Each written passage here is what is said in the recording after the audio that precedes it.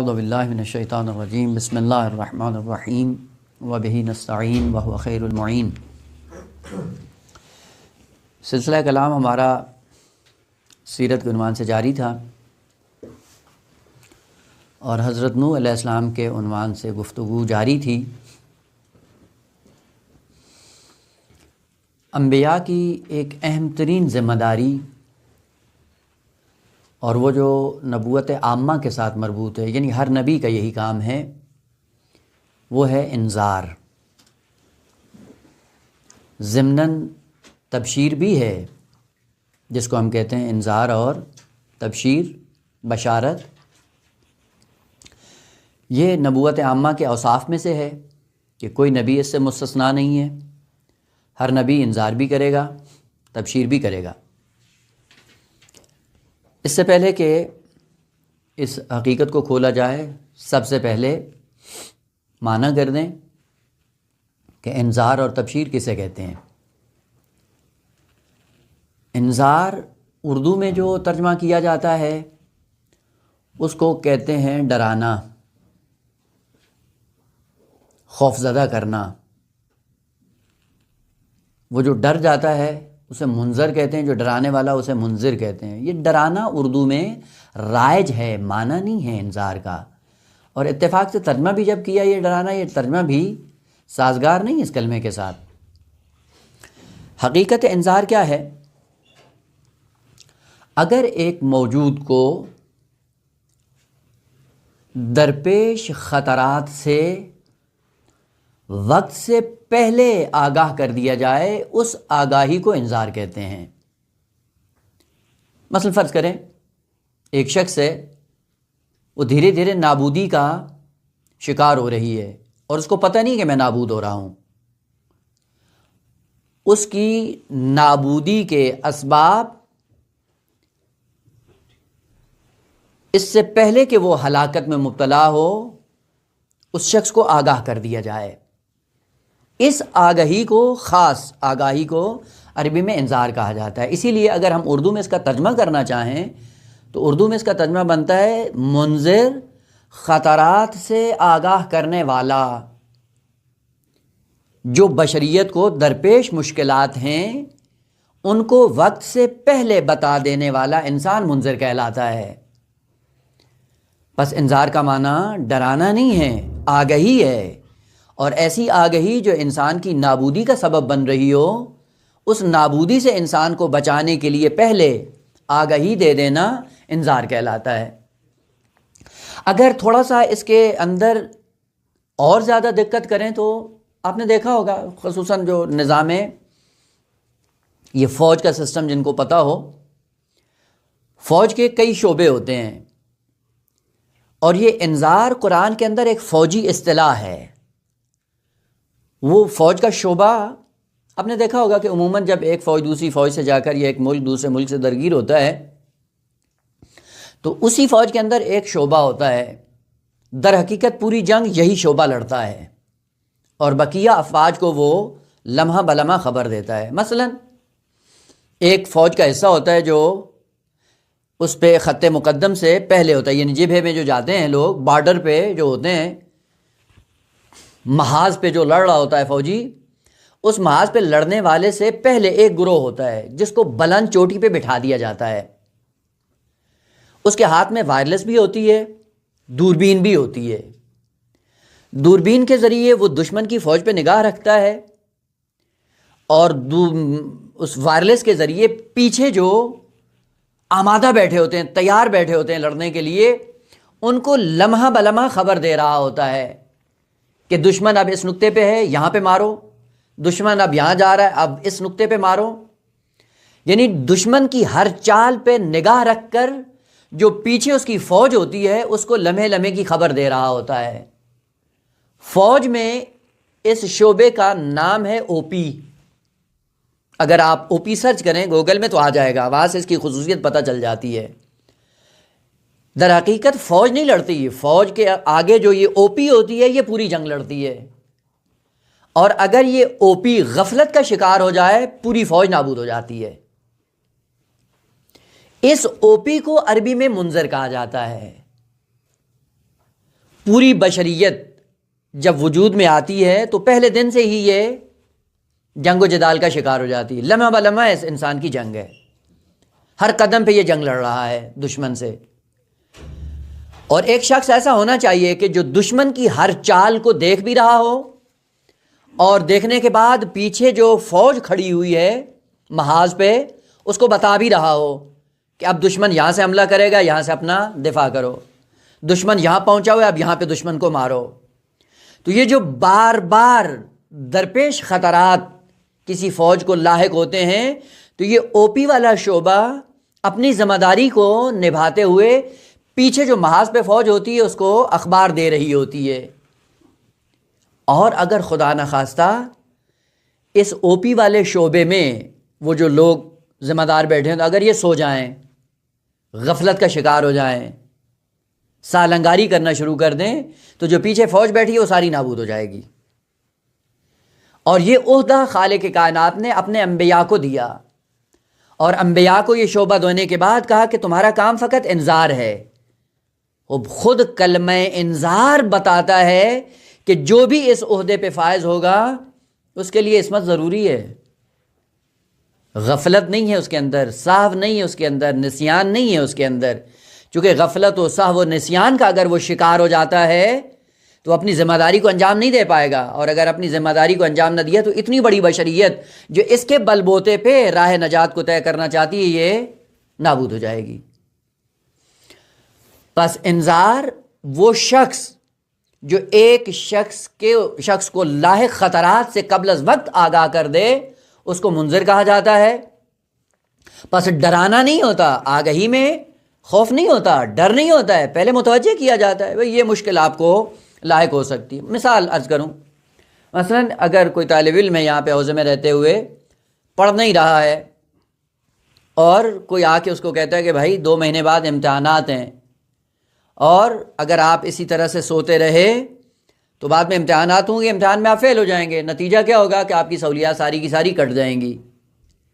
خوب یہ جو کلام بتا رہا ہے اس طالب علم کو، یہ ڈرا رہا ہے اس کو یا نہ؟ درپیش خطرات جو اس انسان کو لاحق ہوں گے اس سے آگاہی دے رہا ہے کہ اس کا انجام یہ ہو سکتا ہے. اس انجام سے آگاہ کرنے والا انسان منذر کہلاتا ہے. بس اردو میں جو ترجمہ کیا جاتا ہے ڈرانا اس کا معنی نہیں ہے. وہ ممکن ہے اس کے اندر ڈر نہ ہو، اور ممکن ہے وہی خطرات کو بیان کرنے والا آدمی اگر بابصیرت ہو تو اس کا شکریہ ادا کرتا ہے کہ بھائی قبل از وقت آپ نے آگاہ کر دیا، آپ کی مہربانی، کہ اگر آپ نہیں بتاتے تو میرے اوپر یہ مصیبت آنے والی تھی. وہ پس جو مستقبل میں انسان کو مشکلات پیش آنے والی ہیں ان کو قبل از وقت اس بشر کو بتا دیا جاتا ہے. تو جو قبل از وقت آگہی دی جائے اسے انذار کہتے ہیں. پس انذار ڈرانا نہیں ہے. انذار کا خوبصورت ترجمہ اگر ہم کرنا چاہیں تو بشریت کو درپیش مشکلات یا بشریت کو درپیش خطرات، کہ جن مشکلات اور خطرات میں وہ نابود ہو سکتا ہو، قبل از وقت اسے آگاہ کر دینا، اسے انذار کہتے ہیں. اور عجیب بات یہ ہے کہ آپ پورے قرآن کا مطالعہ کریں تو جتنی اہمیت انذار کو ہے اتنی تبشیر کو نہیں ہے. اور حصر کے ساتھ کئی آیات ایسی ہیں جو حصر کے ساتھ مثلا پیغمبر اسلام کے لیے انما انت منذر، یعنی حصر، انذار کے علاوہ آپ کی کوئی ذمہ داری ہی نہیں ہے. لیکن تبشیر کے لیے آپ پورے قرآن میں آپ پڑھ لیں کہیں پہ حصر کا کلمہ استعمال نہیں ہوا، یعنی آپ کی صرف ذمہ داری تبشیر ہو، نہ، ایسا نہیں ہے. انذار کے لیے حصر آیا ہے جبکہ تبشیر کے لیے حصر کا کلمہ استعمال نہیں ہوا. جس کے لیے کلمہ حصر استعمال ہو رہا ہے اس سے پتہ چلتا ہے اہمیت اس کی کہیں زیادہ ہے. دوسرے مقام پہ اگر آپ انذار کی آیات کو اکٹھا کریں اور تبشیر کی آیات کو اکٹھا کریں، انذار کی آیات 3 گنا زیادہ ہیں تبشیر کی آیات سے. یہ جو 3 گنا زیادہ ہیں آیات، کیوں؟ کوئی پیچھے حکمت ہے، کوئی پیچھے فلسفہ ہے. وہ کیا ہے کہ طبع انسانی اور طبع انسانی کے سائے میں فطرت انسانی، پوری بشریت کو آپ ٹٹول لیں، اگر کہیں پہ انسان کو کوئی ضرر ہونے والا ہو، کوئی نقصان ہونے والا ہو، تو انسان اپنے آپ کو کبھی بھی نقصان اور ضرر میں نہیں ڈالتا ہے. ضرر اور نقصان سے ہمیشہ انسان اپنے آپ کو بچاتا ہے. لیکن جب منفعت کی بات آتی ہے، منفعت کے بات یہ قضیہ کلیہ نہیں ہے، یعنی سارے بشر یوں نہیں ہے کہ فائدے کے پیچھے ہوں. بعض ہیں جو فائدوں سے صرف نظر کر جاتے ہیں. فائدوں سے صرف نظر کر دینا یہ ہے طب انسانی میں بھی ہے، فطرت انسانی میں بھی. بعض بزرگوار ہوتے ہیں یہاں پہ فائدہ ہو رہا ہے، کہتے ہیں چھوڑیں بھائی، ہمیں فائدہ نہیں چاہیے، چھوڑ دو. لیکن جب خطرات کی بات آتی ہے، نقصان کی بات آتی ہے، کوئی بھی ایسا فرد نہیں ہے آپ کو ملے گا اس دنیا میں کہ جو نقصان کو اپنے سینے سے جا کے لگائے اور اپنے آپ کو نقصان اور ضرر میں ڈال دے. یہی ہے کہ خلقت انسان پر بعض ایسے نقصانات متفرع ہیں اور اسی انسان کی خلقت پر بعض فوائد مترتب ہیں. فوائد کو بھی بیان کیا جائے، خطرات کو بھی بیان کیا جائے، لیکن خطرات کی نسبت انسان ایسا ہے کہ کبھی بھی اپنے آپ کو خطرے میں نہیں ڈالے گا. لیکن جب فائدے کی بات آئے تو ممکن ہے فائدے کے پیچھے چل نکلے، اور ممکن ہے اپنے آپ کو بزرگوار مانتے ہوئے فائدے سے اپنے آپ کو دور رکھے، یعنی فائدہ نہیں چاہیے مجھے. مثلا اگر ایک شخص ہے، اس سے کہا جائے کہ اگر آپ یہ کام انجام نہیں دو گے تو آپ آگ میں جلو گے. اب یہاں پہ اگر جلنے کی بات آئے تو آپ کو کوئی ایسا انسان نہیں ملے گا جو اپنے آپ کو نہ بچائے. لیکن اگر آپ کہیں کہ اگر آپ نے یہ کام نہ کیا تو آپ کو وہ فائدہ نہیں ملے گا، کہتے ہیں چھوڑو رہنے دو بھائی، ہمیں فائدہ نہیں چاہیے.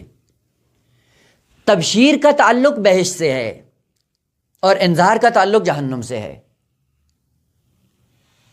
اور چونکہ طبع انسانی اور فطرت انسانی میں ہے کہ کبھی بھی اپنے آپ کو خطرات میں ڈالنے کے لیے تیار نہیں ہوتا، اس لیے قرآنی آیات میں انذار کی آیات بہت زیادہ ہیں، تبشیر کی آیات بہت کم ہیں. اس لیے اگر آپ جا کر دیکھیں بامعرفت افراد کو کہ بھائی یہ نماز پڑھو، کیا ہوگا کہ بہشت ملے گی، بہشت نہیں چاہیے. وہ بعد میں پلٹ کے کہتے ہیں بھائی بہشت کی بات نہیں ہے، اگر نماز نہیں پڑھو گے تو وہاں پہ جہنم کا خطرہ ہے، وہاں پہ جل سکتے ہو. ہاں اب کیا ہے، اب اپنے آپ کو سمیٹ لے گا کہ نہ، خطرات میں مجھے نہیں ڈالنا ہے. پس انذار بڑی اہمیت کا حامل ہے، اس لیے آیات انذار تبشیر پر فوقیت رکھتی ہیں اور بہت زیادہ ہیں. اور دوسرا نکتہ کہ انذار کے لیے حصر استعمال ہوا ہے تمام انبیاء کے لیے کہ آپ کی ذمہ داری صرف انذار ہے. اور ابھی آپ آیات دیکھیں حضرت نوح علیہ السلام کی، پورے قرآن میں انشاءاللہ بعد میں اشارہ بھی ہوگا کہ جتنی بھی آیات حضرت نوح علیہ السلام سے متعلق ہیں ان سب میں انذار ہے. اولاً تبشیر کی آیات نہیں ہیں، اگر ہیں بھی صحیح تو بہت کم. یہاں سے پتہ چلتا ہے کہ انبیاء آ کر انہی مطالب کو بیان کرتے تھے جو فطرت بشر کے مطابق تھے، اور فطرت بشر میں ہے کہ اپنے آپ کو خطرات میں نہیں ڈالتا ہے، لہذا آ کر ان کو انذار کیا جاتا ہے. پس انذار ہمیشہ وہاں پہ ہوتا ہے جہاں پہ انسان کو لاحق خطرات ہوں، ان خطرات سے قبل از وقت آگہی دے دینا انذار کہلاتا ہے. اگر انذار نہ ہو تو ہوگا کیا؟ اگر انذار نہ ہوا تو تباہی اور ذلت حتماً اس کے دامن گیر ہو جائے گی. مثلا کئی موارد میں یہ مثال استعمال کی جاتی ہے. آپ چھت پہ بیٹھے ہیں اور ایک شخص ہے جو گلی میں جا رہا ہے اور ہے بھی نابینا، اور جس راستے کو اس نے اپنایا ہوا ہے اس راستے کے آگے جا کر کنواں ہے، گڑھا ہے، اور گڑھے میں آ گئے. آپ چھت پہ کھڑے ہو کر اس سے آگاہ کرتے ہیں، چونکہ نابینا ہے، بتاتے ہیں بھائی یہ راستہ جہاں پہ تم جا رہے ہو، یہ راستہ ایسی جگہ پہ منتہی ہو رہا ہے جہاں پہ گڑھا ہے اور گڑھے میں آ گئے، یہ جا رہا ہے. وہ اگر آپ اس کو نہیں بتائیں تو اس کا سفر کس پہ منتہی ہوگا؟ آگ میں گر جائے گا، گڑھے میں گرے گا، جل جائے گا. وہ یہاں پہ انذار کرنا ضروری ہے کہ اس کو آگہی دو. آگہی دینے کے بعد اب جیسے ہی آپ اس کو آگہی دو گے ممکن ہے اپنے سفر کو وہ روک لے، اگر ہٹ دھرم نہ ہو. اگر ہٹ دھرم ہو تو اس کی بات الگ ہے، لیکن اگر ہٹ دھرم نہ ہو اور اپنے آپ سے محبت کرتا ہو تو اپنے آپ کو روک لے گا. بس یہ جو نابینا شخص جا رہا ہے اور آگہی اس کے پاس نہیں ہے اور اس کے سفر کا انجام یہی ہے کہ اپنے آپ کو یہ گڑھے میں گرا کر جل جائے گا، تو یہاں پہ جو چھت پہ بیٹھا ہوا انسان ہے اور جس کے سارے حالات پہ نگاہ، اس کی ذمہ داری بنتی ہے کہ اس کو ارشاد کرے، اس کی رہنمائی کرے. اس ارشاد اور رہنمائی کا نام انذار ہے. قبل از وقت خطرات سے آگاہ کر کے اس کو بچا لینا، یہ انذار ہے. بس ڈرانا نہیں ہے. ہٹ دھرم لوگ ہیں، آپ جتنا بھی ڈراتے ہیں اثر نہیں ہوتا ہے ان پہ. بس انذار میں بھی یہی ہے، خطرات سے آگاہ کر دیں آپ، اس کی اپنی مرضی اپنے اختیار سے اپنے آپ کو بچاتا ہے یا نہیں بچاتا۔ دوسرا کلمہ اس کے مقابلے میں تبشیر ہے، جس کا معنی ہم عموماً کرتے ہیں خوشخبری دینے والا۔ یہ بھی ترجمہ رسا نہیں ہے لفظ بشارت کا یا تبشیر کا۔ تبشیر کا معنی اصلاً خوشخبری دینا نہیں ہے۔ اگر خوشخبری ہی معنی ہو تو قرآنی آیات مثلا بعض ہیں، فَبَشِّرْهُمْ بِعَذَابٍ علیم، یہ خوشخبری ہے، بس بشارت خوشخبری نہیں ہے۔ اگرچہ چونکہ دیکھیں ایک مشکل یہ ہوتی ہے کہ سب سے پہلے ہم اپنا مدعا اور مبنا بنا لیتے ہیں۔ ہاں نہیں، طنز یہ وہی بات ہے، یہی ایک یہ بعض لوگوں نے کہا کہ یہ طنز ہے، بعض لوگوں نے کہا کہ نا اصل مجاز گوئی ہے، قرآن کے اندر ساری مجاز گوئی ہے۔ یہ مشکل کہاں سے آتی ہے کہ جب ہم ایک کلمے کو گہرائی سے دیکھتے نہیں ہیں، جب تک گہرائی سے نہیں دیکھتے نتیجہ کیا ہوتا ہے کہ پھر اسی قسم کے مطالب بیان ہونا شروع ہو جاتے ہیں۔ بشارت یا تبشیر کا تعلق خوشخبری سے نہیں ہے۔ خود نکلا کہاں سے ہے؟ بشر، بشر، بشرا، بے شین رے، جس کا معنی کیا ہے؟ چمڑا، جلد۔ بشر کو بشر اس لیے کہتے ہیں کہ اس کے پورے جسم پہ بال نہیں ہوتے، ویلا جتنی مخلوقات ہیں حیوانات کے اندر ان کو دیکھیں وہ بالوں کے اندر ڈھکے ہوتے ہیں۔ وہ بشر، یہ انسان جو بشر کہا جاتا ہے، اس کی جلد نمایاں ہوتی ہے، اس لیے اس کو بشر کہا جاتا ہے۔ بس بشر کا معنی ہے جلد اور چمڑا۔ پھر اسی سے کلمہ نکلا ہے تبشیر، بشارت۔ تو پھر تبشیر اور بشارت کا معنی کیا ہوگا؟ بشارت کا معنی یہ ہے کہ جو خبر انسان کی جلد میں اثر چھوڑے اسے تبشیر کہا جاتا ہے۔ اثر یعنی خبریں سنتا ہے آدمی، خبریں سننے کے بعد فوراً انسان کے چہرے پہ اس کا عکس العمل، چاہے غم کی خبر ہو یا خوشی۔ آسن تم، یعنی بشر کا معنی یہ ہے یا تبشیر کا معنی یہ ہے ایسی خبر جو انسان کی جلد میں مؤثر ہو، چمڑے میں اس کا اثر ظاہر ہو جائے۔ اب وہ اثر کیسے ظاہر ہو یہ الگ بات ہے۔ اگر خبر اچھی ہوتی ہے تو اس بشر میں یا جلد میں اثر کیا ظاہر ہوتا ہے؟ پھیل جاتی ہے۔ اسی لیے ہم کہتے ہیں کہ جی خوشخبری ہوئی تو چہرہ کھل گیا۔ بھلے او بس بشر کے پیچھے وہ خبر اہم ہے کہ ہر وہ خبر جو انسان کی جلد میں مؤثر ثابت ہو اس کو تبشیر کہا جاتا ہے۔ اچھی خبر ہو چہرہ کھل جاتا ہے، غم کی خبر ہو چہرہ سکڑ جاتا ہے۔ پس جہاں پہ عذاب کی تبشیر دی جاتی ہے وہاں پہ بھی جلد میں اثر ہوتا ہے۔ جلد کیا ہوتی ہے؟ سکڑ جاتی ہے، وہ بھی تبشیر ہے، حقیقتاً تبشیر ہے۔ اور اگر خبر خوش ہو تو بھی تبشیر ہے، مجاز بھی نہیں ہے، طنز بھی نہیں ہے، نہ طنز ہے نہ مجاز ہے، حقیقتاً کلمہ استعمال ہو رہا ہے۔ فَبَشِّرْهُمْ بِعَذَابٍ عَلِيمٍ، یہ بھی کلمہ بشارت اپنے حقیقی معنی میں استعمال ہو رہا ہے۔ اور اگر بہشت کی نعمات کے بارے میں خبر دی جا رہی ہے تو وہاں پہ بھی حقیقی معنی میں استعمال ہو رہا ہے، یعنی ایسی خبر ہے جو مؤثر ہے جلد کے اندر، چمڑے کے اندر۔ ہر وہ خبر جو چمڑے کے اندر اپنا اثر چھوڑے اسے تبشیر کہتے ہیں، اسے بشارت کہتے ہیں۔ تبشیر عام ہے اور تنذیر خاص ہے۔ ہاں، اس اعتبار سے کہ لفظ بشارت عام ہو جائے گا، اچھی خبروں میں بھی استعمال ہو سکتا ہے، بری خبروں میں بھی استعمال ہو سکتا ہے، لیکن انذار کا تعلق ہمیشہ خطرات سے ہوتا ہے۔ جہاں پہ خطرات ہیں، جہاں پہ مشکلات ہیں، جہاں پہ انسان کے لیے نابودی کا سامان ہے، وہاں پہ لفظ انذار استعمال کیا جائے گا۔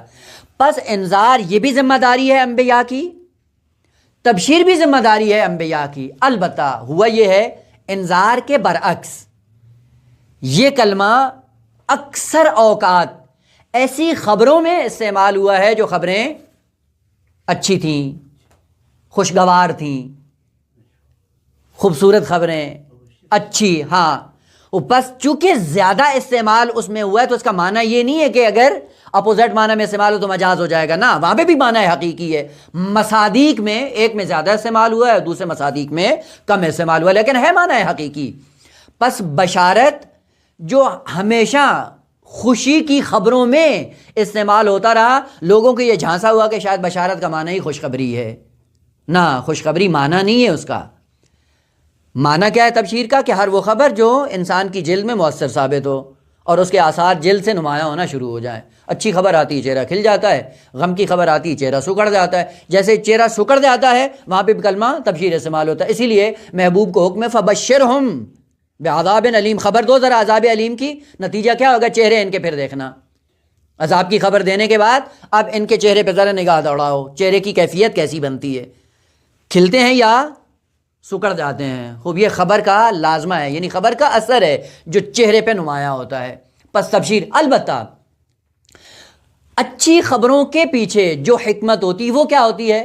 کہ اچھی خبروں میں تبشیر ہوتی ہے اور چہرہ کھل جاتا ہے، اور چہرہ جیسے ہی کھلتا ہے ایک ایسی چیز انسان کے اندر ظاہر ہوتی ہے جس سے امید حیات کی بڑھ جاتی ہے. اور وہ کیا ہوتا ہے؟ کہ اچھی خبریں انسان کو مایوسی سے نکال دیتی ہیں. اچھی خبریں جب آدمی سنتا ہے چہرہ کھلتا ہے، امیدوار ہو جاتا ہے. جیسے امید آتی ہے حیات آگے بڑھنا شروع ہو جاتی ہے. بھائی آپ جا کر دیکھیں کہ اگر آپ خبر غم سناتے جائیں تو ایسا ایسا انسان کی مایوسی بڑھتی چلی جاتی ہے اور ایک دن وہ خود اپنے آپ کو نابودی کا سامان فراہم کر نابود ہو جاتا ہے. اسی لیے کہا جاتا ہے مستحب ہے جب آپ مریض کی عیادت کے لیے جائیں تو مبشر بمعنی خبر خوش دینے والے بن کر جائیں. اور یہ انسان کی طبیعت ایسی ہے کہ اگر آپ اس کو امیدوار کرتے چلے جائیں تو چند دن مزید زندہ رہے گا. اور اگر آپ کہیں کہ ہاں بھائی کون سی بیماری لگی جی، یہ او ہو یہ کون سی خبر ہے بھائی، یہ تو وہ بیماری ہے کہ یہ تو جس کو بھی لگی وہ تو 2 دن بھی، وہ تو بیچارہ بس وہ لمحوں میں ہی مر گیا.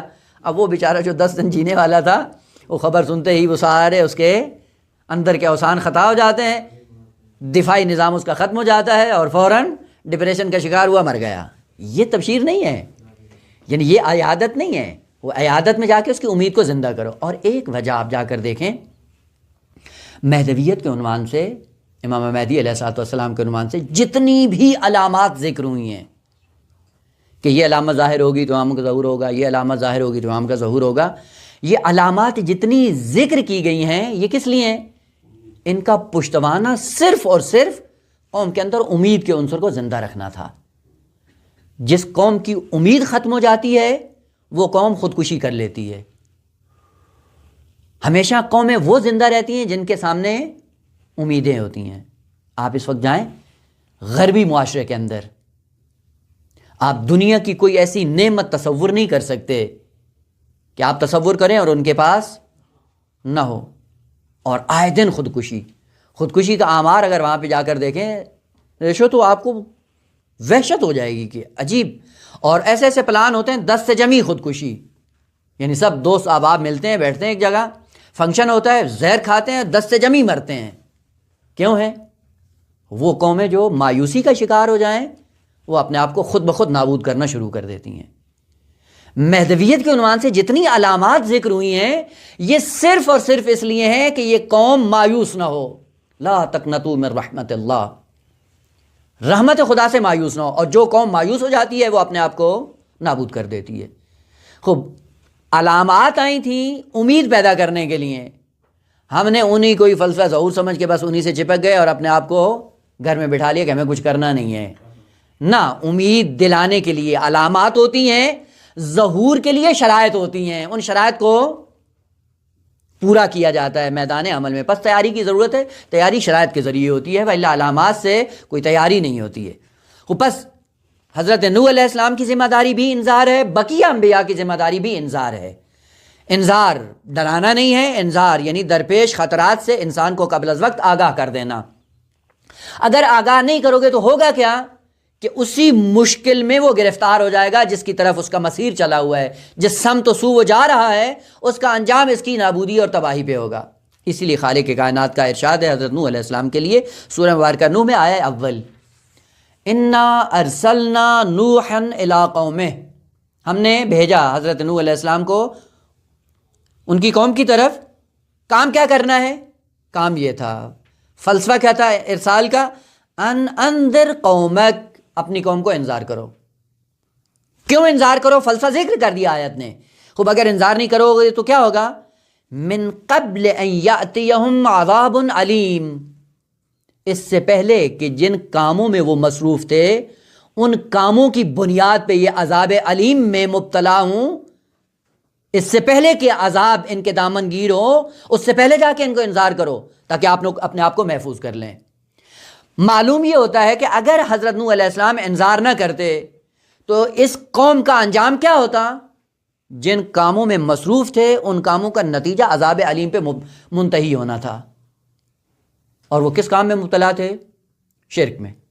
شرک کا انجام کیا ہے؟ عذاب علیم۔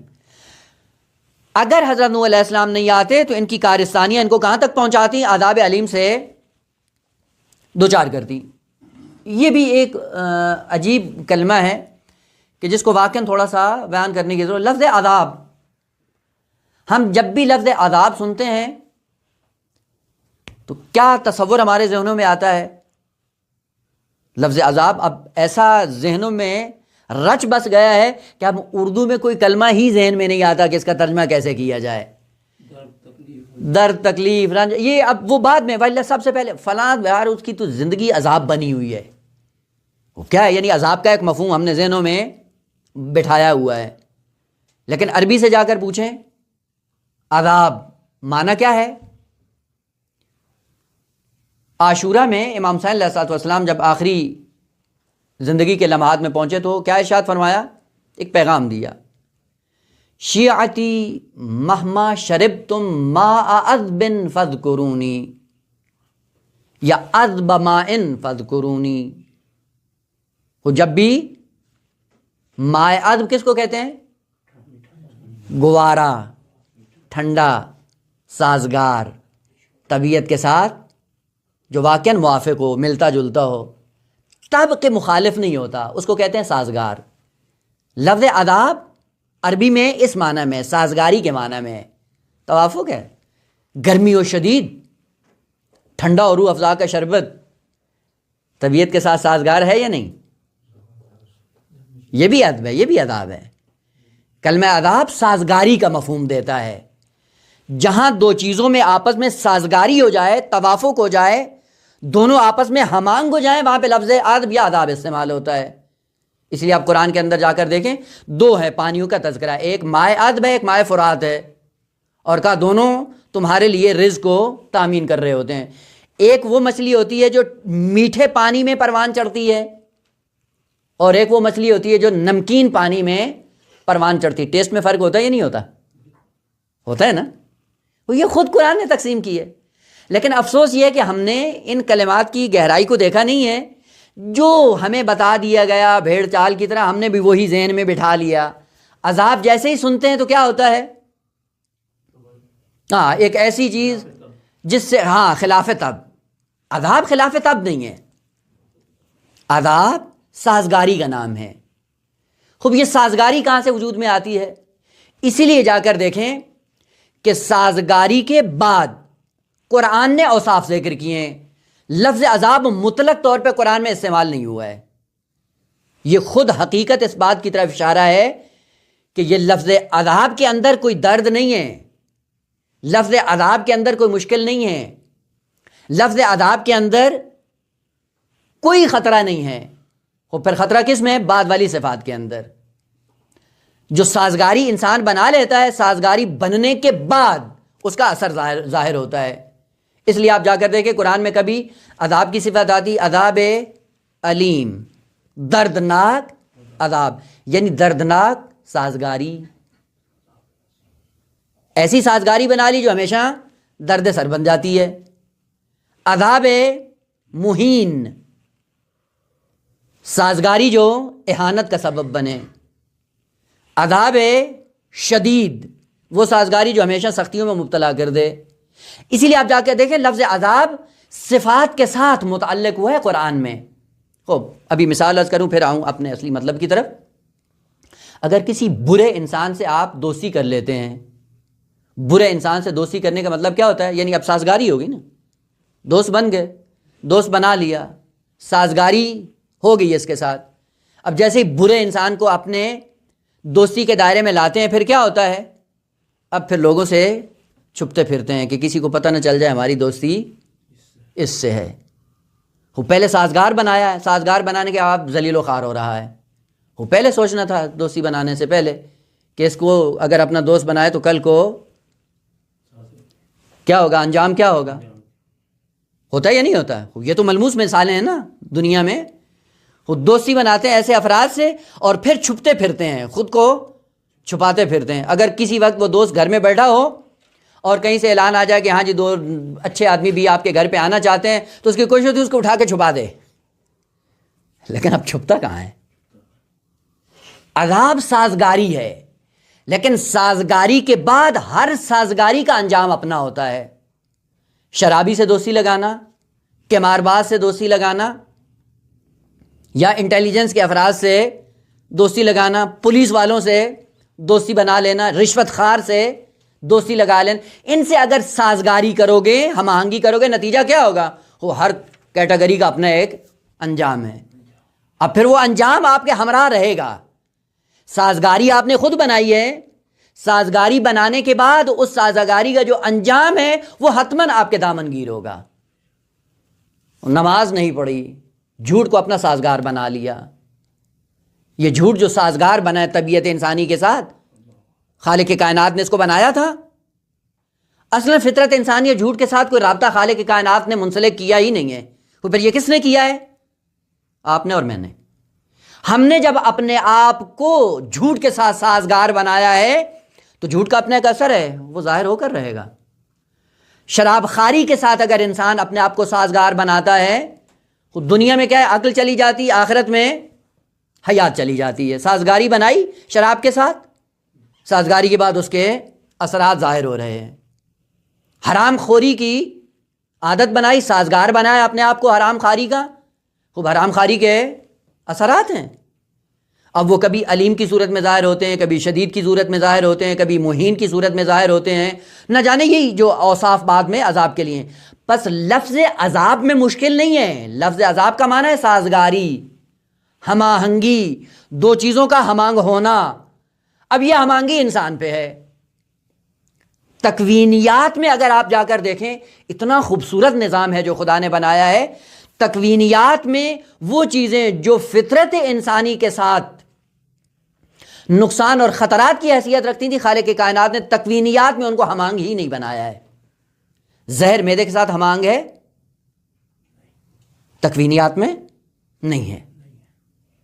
شہد اصل ہم آہنگ ہے یا نہیں ہے؟ ہم آہنگ ہے.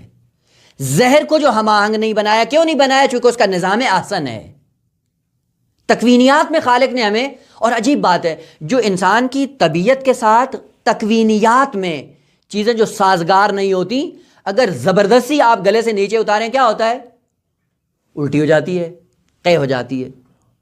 یہ قے جو کرتا ہے انسان، اس کے پیچھے فلسفہ کیا ہے کہ یہ چیز جو تم نے گلے سے نیچے اتاری ہے تمہارے معدے کے ساتھ سازگار نہیں ہے، اس لیے معدہ قبول بھی نہیں کرتا ہے، باہر نکال دیتا ہے. وہ فطرت کے ساتھ بھی کوئی چیزیں خالق کائنات نے سازگار بنائی تھی یا نہیں بنائی تھی؟ عدالت، خیر، حسنہ، اچھائی، انصاف، عبادت، عبودیت، یہ جتنے بھی احکام تشریع سارے کے سارے فطرت انسانی کے ساتھ سازگار بنائے تھے خالق کائنات نے. لیکن ہم نے کیا کیا ہے؟ ہم نے وہ چیزیں جو خدا نے سازگار بنائی ان کو کیا کیا؟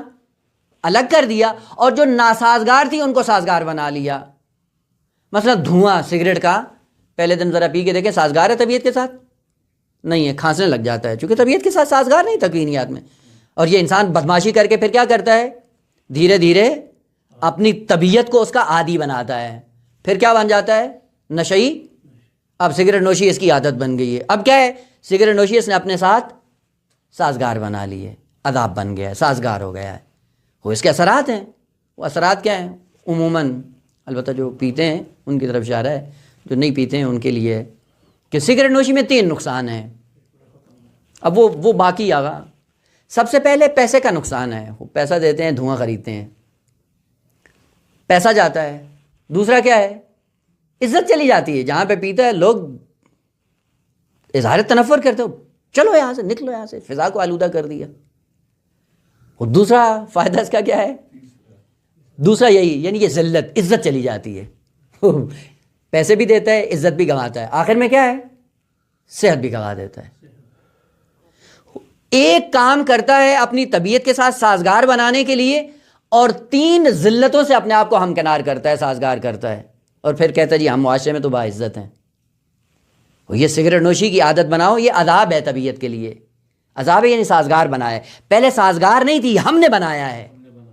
لہذا جتنے بھی عذاب کے مراحل ہیں قیامت کے دن، وہ خدا نے سازگار نہیں بنائے تھے، ہم نے اپنی فطرت کو ان کے ساتھ سازگار بنایا تھا.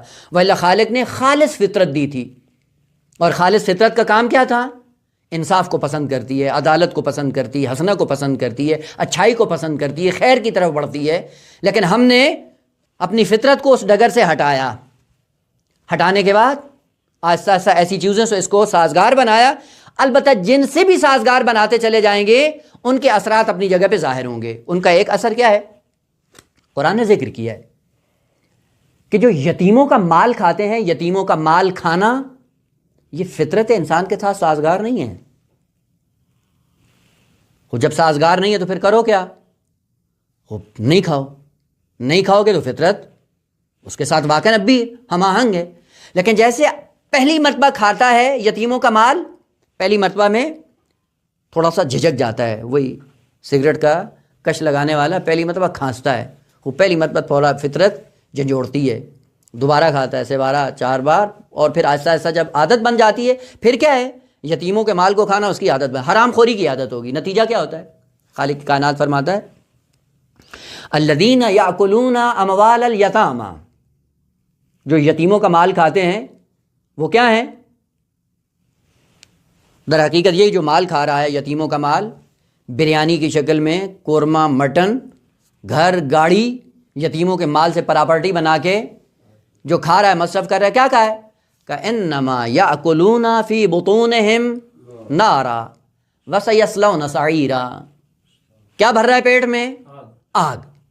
ہو یہ آگ کے ساتھ جب تم نے اس اپنے آپ کو سازگار بنایا ہے تو اس کا نتیجہ نمایاں ہوگا یا نہیں ہوگا؟ بے شک نمایاں ہوگا. وہ جب نمایاں ہوگا تو کیا کرے گا؟ کہ یہی یتیموں کا مال آگ بن کر جب تیرے پیٹ میں جائے گا تو جب اس کا چھلکا اترے گا یہ تمہیں اندر سے جلائے گا. آپ نے دیکھا ہے نا، یہ کیپسول ہوتے ہیں نا، کیپسول کھاتا ہے آدمی، وہ کیپسول کے اندر ایک دوائی ہوتی ہے، وہ دوائی اگر انسان زبان پہ رکھے تو زبان کٹ جاتی ہے انسان کی. لہذا ڈاکٹر نے ایک بہترین رائے حل تلاش کیا، پلاسٹک کا خول لیا نرم، اس پلاسٹک کے خول کے اندر وہ دوائی ڈالی، پھر اس کا منہ بند کر دیا، بند کرنے کے بعد نرم بنایا کہ نرمی کے بعد جب آپ زبان پہ رکھ کے پانی پی کر گلے سے نیچے اتارتے ہیں تو بڑی آسانی سے اتر جاتا ہے. لیکن جیسے ہی معدے میں جاتا ہے وہ خول پھٹ جاتا ہے، پگھل جاتا ہے، وہ دوائی پھر باہر نکلتی، وہ اپنا اثر چھوڑ دیتی ہے. کہ جو یتیموں کا مال کھا رہا ہے تیری فطرت کے ساتھ سازگار نہیں ہے. وہ کس طرح کھا رہا ہے؟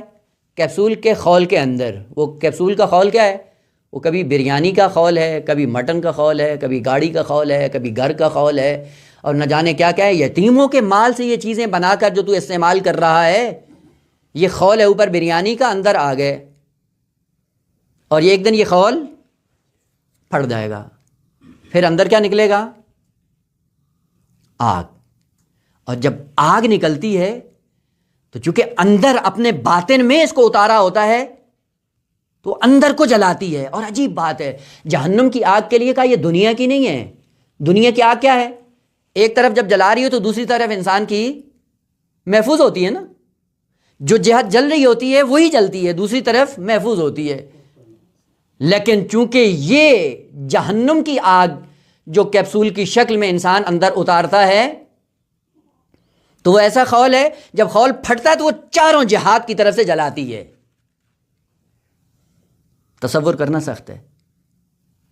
پس لفظ عذاب انسان جو تصورات ہیں انسان کے وہ کیا ہے؟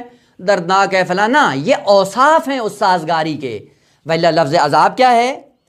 ایسی اشیاء کو اپنے وجود کے ساتھ سازگار بنا لینا کہ جن کی سازگاری کے بعد ہر ایک کا اپنا نتیجہ ہوتا ہے، اور وہ نتیجہ ہر ایک کا اپنی طرف سے ظاہر ہوگا.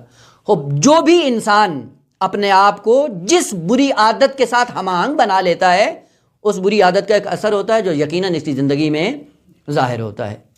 اس لیے خالق کائنات نے لفظ عذاب کو کئی ایک قیود کے ساتھ ذکر کیا ہے، کبھی عذاب علیم کہا، کبھی عذاب شدید کہا، کبھی عذاب مہین کا، اور بھی بہت زیادہ اوصاف ہیں لفظ عذاب کے بعد جو قرآن نے ذکر کیے ہیں۔ وہ یہیں سے پتہ چلتا ہے کہ جس چیز کے ساتھ انسان اپنی ہم آہنگی پیدا کرتا ہے، اسی ہم آہنگی کے بعد اس کے نتائج بھی برآمد ہوتے ہیں۔ پس کلمہ عذب یا کلمہ عذاب میں کوئی منفی پہلو نہیں ہے۔ لفظ عذب یا لفظ عذاب کے اندر ہم آہنگی ہے، سازگاری ہے، تمایل ہے، میلان ہے، آپس میں دونوں کا مل جانا ہے۔ مل جانے کو لفظ عذاب یا عذب کہا جاتا ہے، دونوں ہم آہنگ ہیں۔ یہی وجہ ہے کہ خالق کائنات نے قیامت کے دن کوئی عذاب الگ سے معین نہیں کر رکھا ہے کہ جیسے انسان مرے گا ملائکہ کو حکم ہوگا تم ان کو اٹھا کر اس گڑھے میں ڈال دو، یہ نہیں ہے، بلکہ ہے کیا؟ خالق کائنات فرماتا ہے لقد كنت في غفلة من هذا فكشفنا عنك غطاءك، بس ہم نے یہی کیا ہے۔ جن جن چیزوں کو تو نے اپنے ساتھ ہم آہنگ کیا ہوا تھا، سازگار بنایا ہوا تھا، اور ان کی سازگاری کے بعد تو غافل تھا، ہم نے کیا کیا ہے؟ پردہ غفلت کو ہم نے اتار دیا۔ کیا ہے؟ ہوا کیا ہے؟ کہا نیچے جس کو تم نے ہم آہنگ بنایا ہوا تھا ہم نے ظاہر کر دیا۔ بس وہی بات کہ برے انسان کو دوست بناؤ، اس کے ساتھ سازگاری بناؤ، اس کے ساتھ اٹھنا بیٹھنا شروع کر دو، اور جب کوئی معزز آدمی آپ کے پاس آنا چاہے اس کو چھپا دو۔ چھپانے کے بعد کوئی آدمی آئے اور وہ معزز بھی بیٹھا ہو اور وہ اندر سے جو بیٹھا ہوا ہے ناسازگار دوست اس کو اٹھا کے سامنے کر دے، بس کافی ہے۔ اب ملائکہ کو بلانے کی ضرورت نہیں ہے اس کو کوڑے مارنے کے لیے۔ بس وہی جو اس برا دوست جب اس کے سامنے آئے گا پتہ چل جائے، مثلا مولانا سینما میں بیٹھے ہوئے ہیں لائٹیں آف کر کے، وہاں پہ آئیں اور صرف لائٹ کو آن کر دو، جس چیز کے ساتھ اس نے اپنے آپ کو سازگار بنایا ہوا ہے بس یہی کافی ہے۔ اب الگ سے کوئی کوڑے مارنے والا جلاد نہیں چاہیے کہ جو اس کو کوڑے مارے، بس یہی لائٹ کا آن ہو جانا اور اس موقع پہ اس کا بیٹھا ہوا ہونا، رنگے ہاتھوں اس کا پکڑے جانا، یہی اس کے لیے عذاب ہے جس سے اس نے اپنے آپ کو سازگار بنایا ہوا تھا۔ عجیب بات ہے، بعض چونکہ ایام فاطمیہ چل رہے ہیں، بس آخری بات یہیں پہ ختم کر کے پتہ یہ چلا کہ حضرت نوح علیہ السلام کو خالق کائنات نے انذار کی خصوصیت دی، تمام انبیاء کو تبشیر کی بھی دی، البتہ تبشیر کو کم ترین ذکر کیے گا، کیا اس لیے کہ تبشیر کا تعلق فائدے سے ہوتا ہے، اور کبھی کبھی انسان اتنا بزرگوار ہو جاتا ہے کہ مجھے فائدہ نہیں چاہیے۔ مثلا کہتے ہیں جی عبادت کرو، مصحبات بھی پڑھو، یہ بھی پڑھو، یہ بھی پڑھو، کیا ہوگا؟ بہشت میں آپ کو عالی ترین مقام ملے گا۔ وہ کہتے ہیں عالی نہیں جائے، بہشت میں پہنچ جائیں کافی ہے۔ بس تبشیر انسان کو راستے پہ نہیں لاتی ہے، انذار ہے جو انسان کو راستے پہ گامزن کرتا ہے۔ البتہ جو محبت بھرے لوگ ہوتے ہیں، جو عاشقانہ محبت کرتے ہیں، وہ ہمیشہ راستے میں ہوتے ہیں، نہ ان کو انذار کی ضرورت ہے نہ ان کو تبشیر کی ضرورت ہے۔ جو انذار اور تبشیر کے بغیر راہ خدا کو طے کرتے ہیں وہ عاشقان خدا ہوتے ہیں، وہ محب خدا۔ محبت ایک ایسا عنصر ہے کہ جس کی بنیاد پہ انسان اگر سفر عبودیت میں حرکت کرتا ہے، اسی لیے ان کے درجات بھی بالا تر ہیں۔